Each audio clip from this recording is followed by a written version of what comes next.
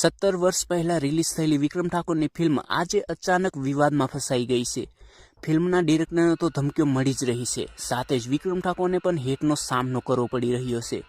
ખાસ કરીને એક સમાજ આ ફિલ્મને લઈને ખૂબ જ નારાજ છે। તો ચાલો આજે વાત કરીએ કે આખરે આ વિવાદ શરૂ કેવી રીતે થયો અને ફિલ્મમાં એવું શું બતાવ્યું છે। 2025માં ઘણી જૂની હિન્દી ફિલ્મો જે રિલીઝ કરીને મોટો ધંધો કર્યો છે। દર્શકોને તો મજા આવી જ અને નિર્માતાઓને પણ મોટો ફાયદો થયો। આ જ ઉદાહરણ જોઈને ગુજરાતી ફિલ્મ મેકર્સે પણ પોતાની જૂની ફિલ્મો રિલીઝ કરવાનો વિચાર કર્યો, જેમાં મૈયરમાં મનડું નથી લાગતું જેવી ફિલ્મો ચર્ચામાં રહી।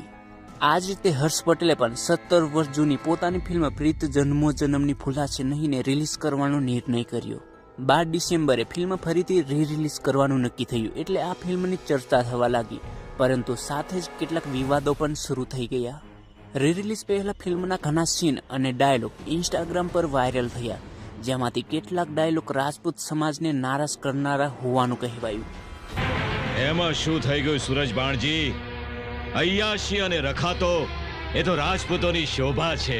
ફિલ્મની કથામાં વિક્રમ ઠાકોર સમાજના પુત્ર તરીકે રોલ કરેલો છે, જ્યારે મમતા સોનીને રાજસ્થાનની રાજપૂત દીકરી તરીકે દર્શાવવામાં આવી છે। બંને એક લગ્ન પ્રસંગે મળે છે અને પ્રેમ થઈ જાય છે, પરંતુ મમતાની ફઈને આ સંબંધ ન ગમતા તે મમતાને રાજસ્થાન લઈ જાય છે। વિક્રમ પણ તેને પરત લાવવા રાજસ્થાન પહોંચે છે, પરંતુ પાછા ફરતી વખતે બંનેને મારી નાખવામાં આવે છે। આટલી ફિલ્મની મુખ્ય વાર્તા છે, પરંતુ વિવાદ ફિલ્મની વાર્તાને લઈને નહોતો। વિવાદ થયો ફિલ્મના કેટલાક ડાયલોગના કારણે, જે રાજપૂત સમાજના કહેવા પ્રમાણે તેમને અપમાનજનક લાગ્યા। મમતાને હાથ લગાડવાની હિંમત તો કરી જો।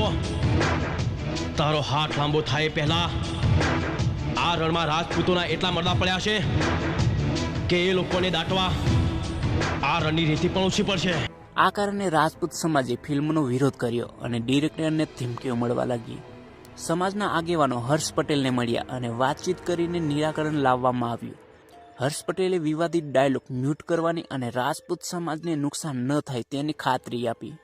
મને આખી ફિલ્મ બતાવી દીધી, જય જય રાજપૂત સમાજની લાગણી દુભાઈ છે તે શબ્દો આખા હટાવી દેવામાં આવશે અને જય જરૂર જના છે તે મ્યુટ કરી દેવામાં આવશે। અને વડોદરાથી હું એક રાજપૂત સમાજનો દીકરો પોતે અહીંયા આવીને એમની જોડે મુલાકાત કરી છે। નમસ્કાર, જયેશ બારોટ અને જસપાલસિંહ અહીંયા આવેલા છે। મારી ફિલ્મ પ્રીત જન્મો જન્મની ભૂલાશે 2009માં રિલીઝ થયેલી છે અને મારું વર્ષો થયા ફિલ્મ બનાવવાનું કાર્ય છે। મારે અલગ અલગ રાઇટરો ડાયરેક્ટરો આવતા હોય એટલે હું ફિલ્મો બનાવતો હોય અને અમે ક્યારેય એવું ના ઈચ્છતા હોઈએ કે કોઈ પણ સમાજની લાગણી ડૂબાય, પણ બાય મિસ્ટેક કે ભાઈ ક્યાંક એવું થઈ ચૂક્યું હોય તો અમે એને સુધારવા માટે તૈયાર હંમેશા રહીશું અને છીએ। હર્ષ પટેલનું કહેવું હતું કે 17 વર્ષ પહેલા જ્યારે ફિલ્મ રિલીઝ થઈ ત્યારે કોઈ વિવાદ કેમ ન થયો અને હવે કેમ?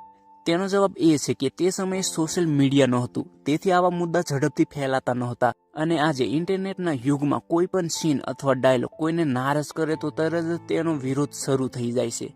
પદ્માવતનું ઉદાહરણ તો યાદ જ હશે। હવે વાતચીતથી મામલો શાંત થયો છે, પરંતુ ફિલ્મ રિલીઝ થયા પછી જાણવા મળશે કે શું ફેરફારો કરવામાં આવ્યા છે। વિવાદના કારણે હવે સમગ્ર ગુજરાતની નજર આ ફિલ્મ ઉપર રહેવાની છે। એક વાત તો સ્પષ્ટ છે, જો બધા સમાજ આ રીતે એક થઈને દેશને રિલેટેડ સાચા મુદ્દા ઉપર ઊભા થઈ શકે તો આપણા દેશમાં ઘણો સુધારો થઈ શકે છે, પરંતુ દુર્ભાગ્યવશ વ્યક્તિગત બાબતો સિવાય લોકો ઊભા થવામાં રસ નથી લેતા। અંતે એક મારી તરફથી પણ મુદ્દો છે, 2025ની PSIની પરીક્ષાનું પરિણામ આજ સુધી આવ્યું નથી। હું તો નહીં આવી શકું કારણ કે મારું પેપર સારું નહોતું ગયું, પરંતુ જેમને સાચી મહેનત કરી તેઓને તો ન્યાય મળવો જોઈએ ને।